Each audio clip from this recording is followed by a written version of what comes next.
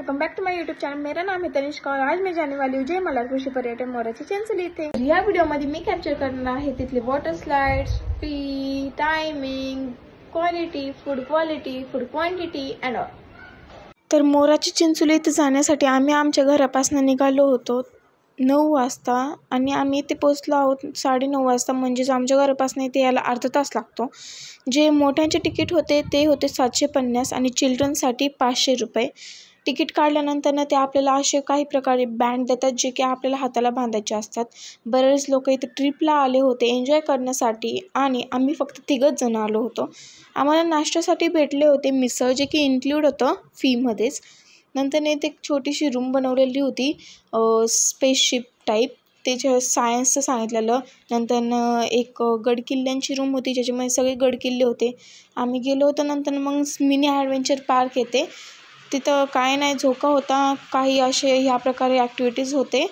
आणि मग हे झाल्यानंतर आम्ही हे केलं आणि नंतर आम्ही लगेच गेलो वॉटर पार्कमध्ये। वॉटर पार्क अगदी उत्तम होतं अगदी, आणि तिथे आम्हाला खूप जास्त अशी मजा आली होती। तर गर्दी होती पण त्यांनी गर्दी मेंटेन केली होती, जसे की आधी थोडे माणसांना सोडायचे मग बाकीचे लोकांना सोडायचे, मग तशी या प्रकारे सगळ्यांना राईड्सचा आस्वाद घेता येत होता। व्यवस्थितपणे सगळे राईड्स होते पण थोडीशी स्वच्छता नव्हती, मेंटेन करायला पाहिजे त्यांनी। खाणं तर म्हणजे बापरे बापच, इतकं उत्तम जेवण होतं। नंतर जेवण केल्यानंतर आम्ही गेलो आर्चरी ते करण्यासाठी। आर्चरी बघा, मी तर आर्चरी ट्राय करत होते तर माझा नेम लागलेला पण पॉईंटवर नाही। तर या प्रकारे आम्ही एवढेच एन्जॉयमेंट केली होती, कारण की आम्हाला नंतर काम होतं, आम्हाला जायचं होतं।